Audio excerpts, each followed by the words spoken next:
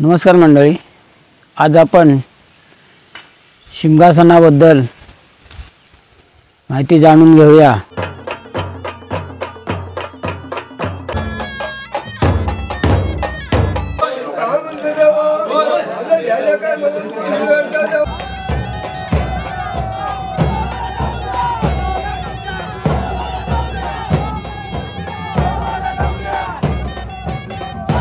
मुलं नाचवणारे एक खूप हौशेने पालखी त्या दिवशी घेतात। अगदी खांदा दुखला तरी पालखी घ्यायला मागपुढे बघत नाहीत।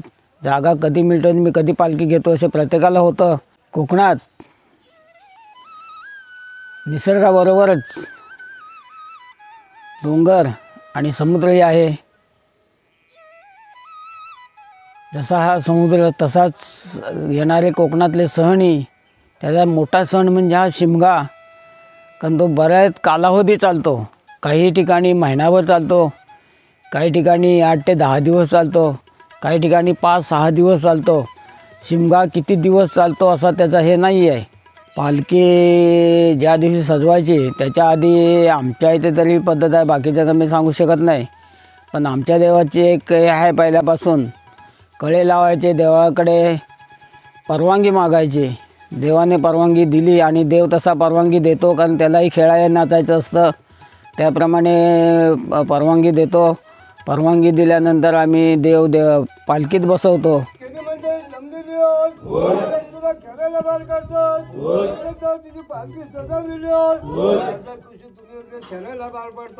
अशा परमान तुमच्या अंगावर चार पाणी लावलेला सत्या राजा कुठून तुम्ही बाहेर पडता असे केले म्हणजे सुखाचे बारे उजव्या टोकाचा उजवा काळा थोडासा अर्धा घालता अर्धा अर्धा करता।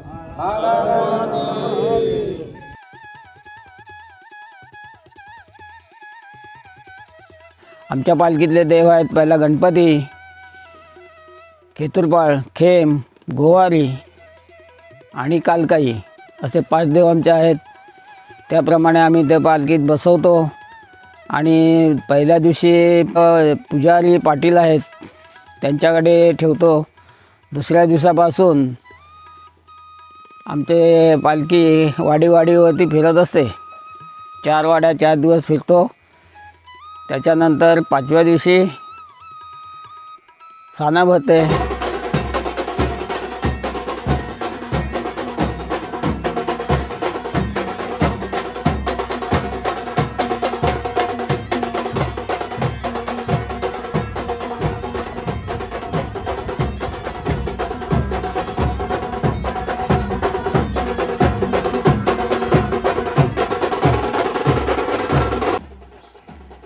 शिमगा सणात प्रत्येकाच्या घरी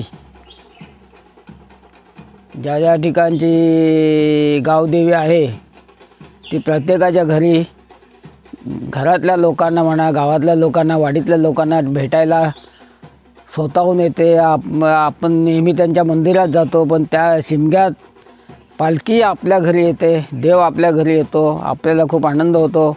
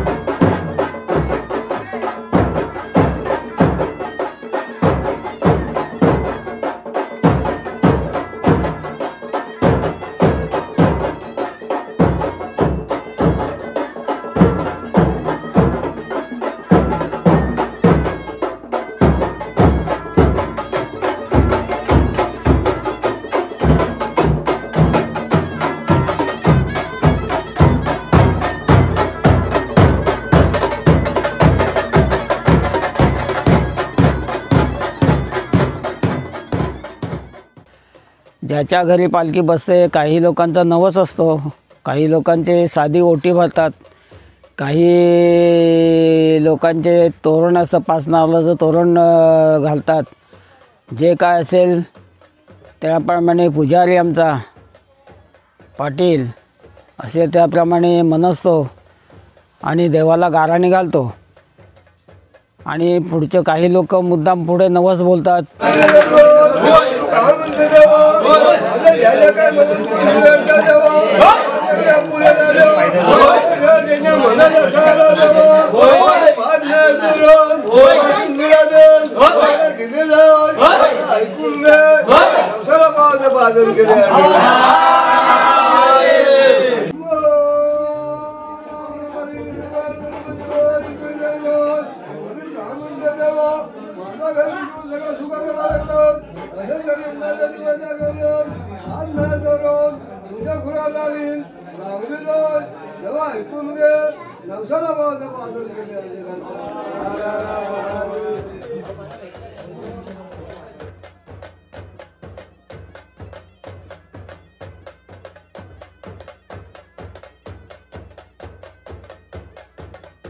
शिमग्याच्या वाज्यात सोबत त्याच्यात ढोला 2 प्रकार आहेत. एक खालू बाजा, दुसरा मोठा बाजा. सनई, टिमकी, झांज असा त्या साहित्य असतो आणि ताशा, एवढं सगळं साहित्य सोबत असतो. आणि ते जसं वाजवतात त्या वाजवणंही वेगळं असतं. नेहमीचं वाजवणं आणि शिमग्यात वाजवणं ह्याच्यात खूप फरक आहे. आणि शिमग्यात जे वाजवतात त्या ह्याच्यातच नाचायला खेळायला मिळतं आणि उड्या मारायला वगैरे आम्हाला मजा येते.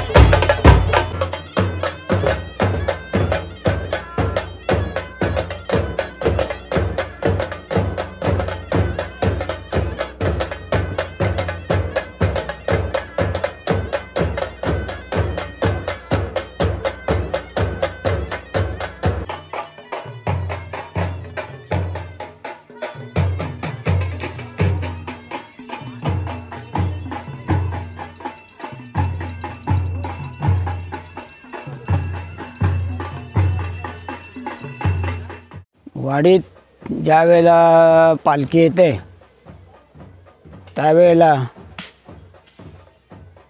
लहानापासून तो मोठ्यापर्यंत म्हाताऱ्यापर्यंत अगदी आनंद त्यांच्या ह्याच्यात वेगळाच असतो. त्या ह्याच्यात पालखी आल्या ढोल ताशे वाजवतात, गुलाल अबीर उधळतात, त्या ह्याच्यातच पालखी नाचवतात. पोरं नाचवणारे एक खूप हौशेने पालखी त्या दिवशी घेतात. अगदी खांदा दुखला तरी पालखी घ्यायला मागं पुढे बघत नाहीत. जागा कधी मिळतो मी कधी पालखी घेतो असे प्रत्येकाला होतं.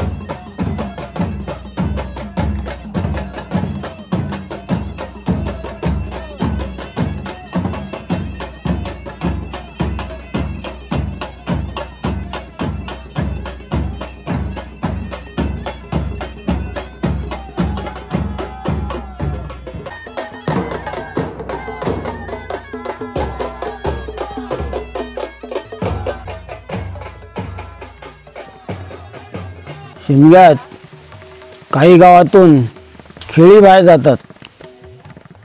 त्या खेळाचे वेगवेगळे प्रकार आहेत.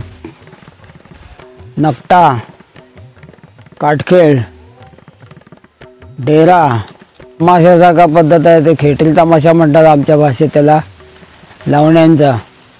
असे वेगवेगळे प्रकार निघतात आणि ते साधारण 4-5व्या होळीला लोक ती बाहेर गावातून जातात खेळ घेऊन. त्यांची जी नेहमीची गावं ठरलेली आहेत त्या गावातून भेट देतात. सेरणा ही एक पद्धत आहे. सेरणा म्हणजे देवाची खूण. देवाच्या पायाजवळचं फूल उचलून आपल्या घरचा नारळ घेऊन ते खड्डा मारून त्याच्यात तो नारळ पुरून ठेवायचा आणि त्याच्यावरती शेंड्यावरती फूल ठेवायचं आणि ते झाकून घ्यायचं. ते कोणाला दिसत नाही. फक्त शेरणा कुठं आहे हे फक्त जो शेरणा पुरतो म्हणजे नारळ पुरतो, देवाची खूण जी पुरतो फूल, त्यालाच माहिती असतं. बाकी कोणाला माहिती नसतं. त्या शेरण्यासाठी खूप पालखी नाचवावी लागते. ठराविक अंतरावर गेल्यावरती पालखी जड येते. खांद्यावर नाचवतात, हातावर घेऊन नाचवतात. बरंचसं ते नाचवणारा नाही खूप त्रास होतो, म्हणजे पालखीच हलवते तशी. आणि खूर लागली तिथं असेल तर पालखी जड होते, हालत नाही. आणि पालखी लोक बसवतात. जवळपासच ते तिची देवाची खूण मिळते. लोकांना खूण मिळाल्यावर ते खूप आनंद होतो. नारळ ते काढतात. एक 4-5 वर्षानंतर आम्ही शेरणं ही पद्धत आमच्या वाडीत तरी बंद केलं आहे. कारण खूण देवाचीच खूण घालायची आणि देवाची परीक्षा घ्यायची की देव त्याची खुणाबरोबर तो शोधतोय की न शोधतोय हे आता आमच्या बुद्धीला पटत नाही. आम्ही लोकांनी सगळ्यांनी विचार केला आणि देवाची खूण देवालाच काढायला लावायची नाही. त्याची परीक्षा आहे, ती परीक्षा देवाची परीक्षा घेणारे आपण नाही. आपण त्याचे भक्त आहोत. आपण तर फक्त त्याची सेवा करायची, त्याची परीक्षा व्हायची नाही. त्याने आपली परीक्षा बघायला पाहिजे, पण आपण देवाची परीक्षा बघायची नाही असा आम्ही विचार केला आणि शेरणं घालणं आम्ही बंद केलं.